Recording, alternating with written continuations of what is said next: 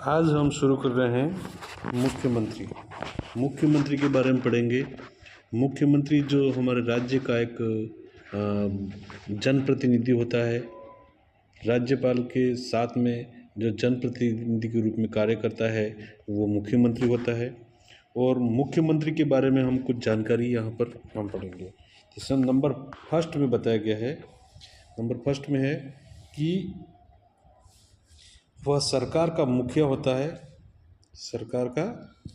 होता है तथा उसके वास्तविक कार्यपालिका शक्ति निहित होती है। वास्तविक कार्यपालिका मुख्यमंत्री में दिन होती है। जैसे कि हम संवैधानिक रूप से देखते हैं, संविधान में अगर पढ़ेंगे तो कार्यपालिका शक्ति किस में निहित है, तो वहाँ पर संविधान में लिखा हुआ होगा कि कार्यपालिका शक्ति राज्यपाल में निहित होगी। लेकिन व्यवहारिक रूप में अगर हम देखेंगे तो कार्यपालिका शक्ति वास्तविक रूप में किसके पास में होती है? मुख्यमंत्री के पास में। इसमें अगला पॉइंट है, अनुच्छेद 164 के अनुसार मुख्यमंत्री की नियुक्ति राज्यपाल के द्वारा की जाती है।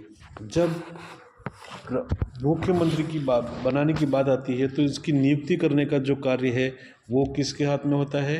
राज्य के राज्यपाल में। राज्यपाल उसको नियुक्ति कराता है, शपथ दिलाने का कार्य करता है। अब आगे दूसरा पॉइंट क्या बता रहा देखते हैं। राज्यपाल द्वारा सामान्यतः राज्य विधानसभा में बहुमत प्राप्त दल के नेता को मुख्यमंत्री नियुक्त किया जाता है। जैसे चुनाव होते हैं, आप चुनाव तो है विधानसभा के होते हैं, तो यहाँ पर देखा जाता है कि कई दल इसमें चुनाव में भाग लेते हैं। तो इसमें से किसी एक दल का बहुमत जो ज़्यादा होता है उसको राज्यपाल अपनी सरकार बनाने के लिए आमंत्रित करता है और उसी दल के जो राजनीतिक नेता होता है उसको दल का नेता जो होता है उसको मुख्यमंत्री नियुक्त किया जाता है।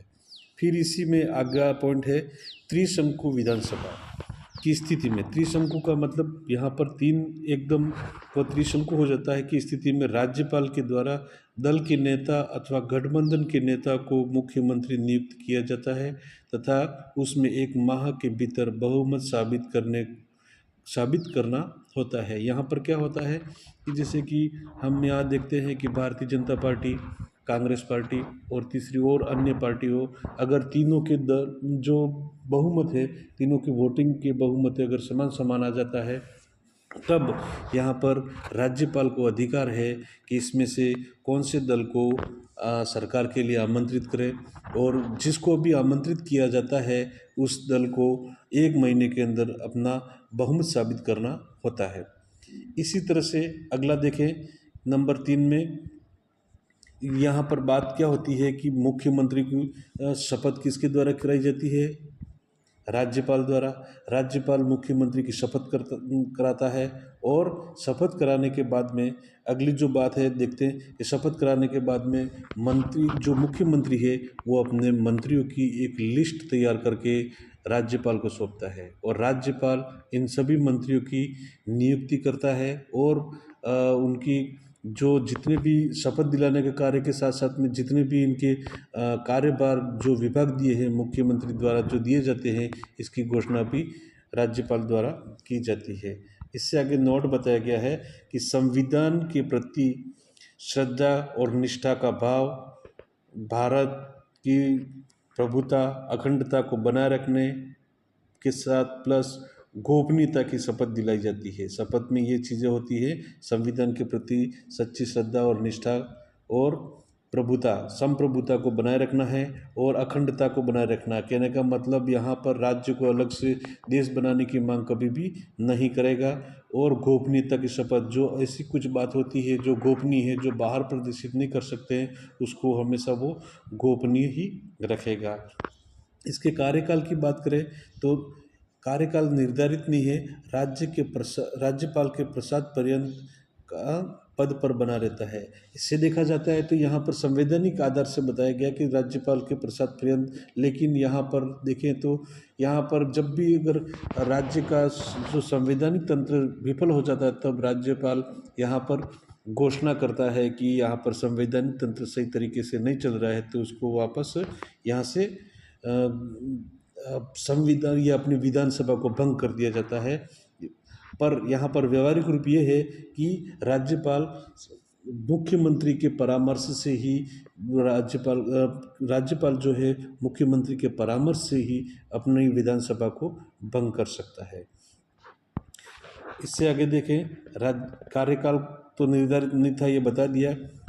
अब है पद मुक्ति। मुख्यमंत्री की अगर पद मुक्ति की बात करी जाए तो उसको पद से कैसे हटाया जाता है। पद मुक्ति के बारे में यहाँ पर बताया है कि पद मुक्ति जब तक वह सदन में बहुमत प्राप्त होता है, मुख्यमंत्री अगर सदन में बहुमत प्राप्त है तब तक बर्खास्त नहीं किया जा सकता है। पहली बात यह होगी कि अगर उसमें बहुमत नहीं हो तो बर्खास्त किया जा सकता है, बहुमत है तब तक उसको बर्खास्त नहीं किया जा सकता है।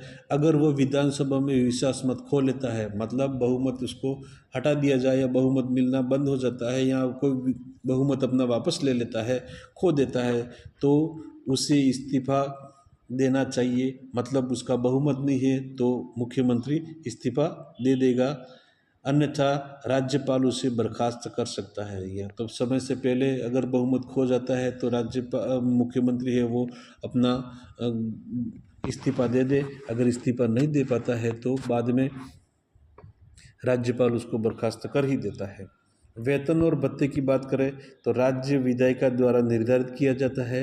राज्य की जो विधानसभा जो तय करती है कि उसके जितने भी सांसद हैं, मुख्यमंत्री है, उनकी कितने वेतन होने चाहिए, ये सारा निर्धारित उसकी विधायिका द्वारा निर्धारित किया जाता है। तो मुख्यमंत्री के ये कार्य हो गए। अब देखते हैं मुख्यमंत्री की कार्य और शक्तियाँ।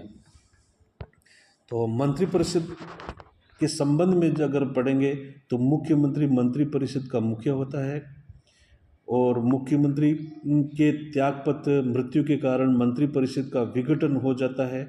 अगर मुख्यमंत्री अगर त्यागपत्र दे देता है या मुख्यमंत्री की मृत्यु हो जाती है तो पूरा मंत्रिमंडल जो परिषद है वो पूरी तरह से विघटित हो जाता है, मतलब मंत्रिमंडल भंग हो जाता है।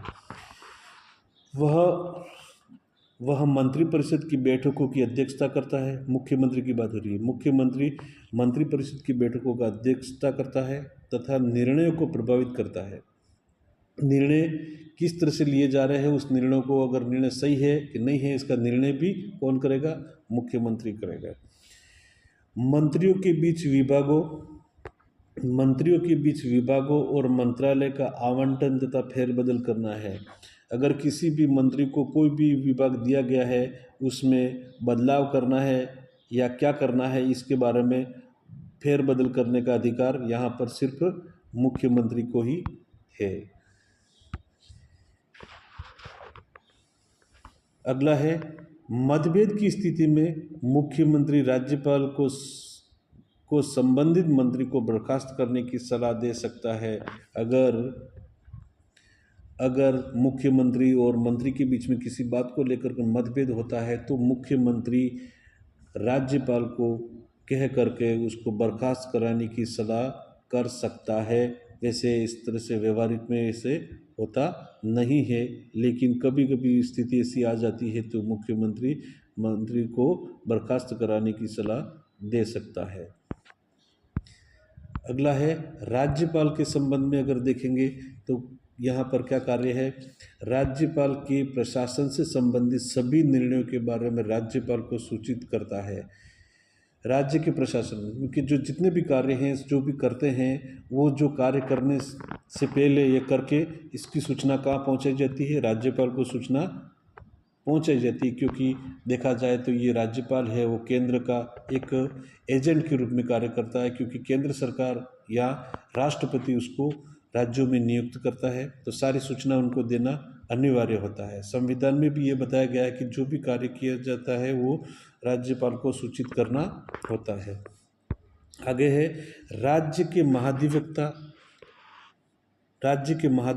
राज्य लोक सेवा आयोग के अध्यक्ष और सदस्यों राज्य चुनाव आयुक्त की नियुक्ति के लिए राज्यपाल को सलाह देता है।